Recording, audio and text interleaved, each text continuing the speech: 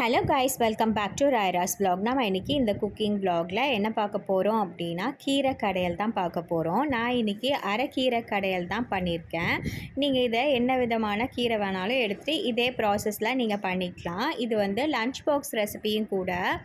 இந்த கீரை கடையல் அவ்வளோ அட்டகாசமாக இருக்கும். ட்ரை பண்ணிவிட்டு எனக்கு கமெண்ட் செக்ஷனில் சொல்லுங்கள். ஃபர்ஸ்ட்டு அரைக்கீரையை நல்லா வாஷ் பண்ணி எடுத்துக்கோங்க.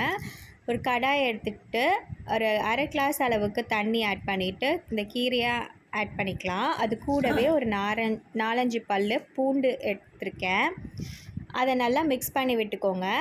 அந்த தண்ணி வற்றுற அளவுக்கு கீரை வெந்தவுடனே எடுத்து தனியாக வச்சுட்டு அதே பேனில் ஆயில் ஆட் பண்ணிவிட்டு கடுகு, வரமிளகா, சீரகம் ஆட் பண்ணியிருக்கோங்க. நெக்ஸ்ட்டு வந்து ஒரு வெங்காயம் ரஃப்பாக கட் பண்ணது நான் நல்லா வதக்கி விட்டுக்கலாம்.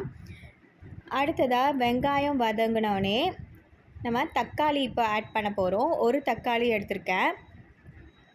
ஒரு தக்காளி எடுத்துகிட்டு நல்லா வெங்காயம் தக்காளி ஓரளவு வதங்கினா போதும். நம்ம எப்படியும் இதை அரைக்க தான் போகிறோம். நீங்கள் உங்கள் வீட்டில் கீரை கடையல் பண்ணால் எப்படி பண்ணுவீங்கன்னு எனக்கு சொல்லுங்கள். நம்ம தனியாக எடுத்து வச்சுருக்கோம் இல்லையா, கீரையும் பூண்டும் வதக்கி எடுத்தது, அதையும் இதுக்குள்ளே சேர்ந்து வதக்கிக்கலாம். வதக்கிட்டு நல்லா ஆறுனதுக்கப்புறம் ஒரு மிக்ஸி ஜாரில் போட்டு உப்பு ஆட் பண்ணிவிட்டு நம்ம நல்லா ஃபைன் பேஸ்ட்டாக அரைச்சிட்டோன்னா கீரை கடையல் அவ்வளோ அட்டகாசமாக ரெடி ஆகிடும். இதை வந்து சூடான சாப்பாட்டில் நெய் ஊற்றிட்டு இந்த கீரை கடையல் போட்டு சாப்பிட்டிங்கன்னா அவ்வளோ அட்டகாசமாக இருக்கும். ட்ரை பண்ணிவிட்டு எனக்கு கமெண்ட் செக்ஷனில் ஃபீட்பேக் சொல்லுங்கள். இந்த வீடியோ பிடிச்சிருக்கு அப்படின்னாலும் லைக் பட்டன் தட்டி விட்டுருங்க. மறக்காமல் வேறு vlog சப்ஸ்கிரைப் பண்ணுங்கள்.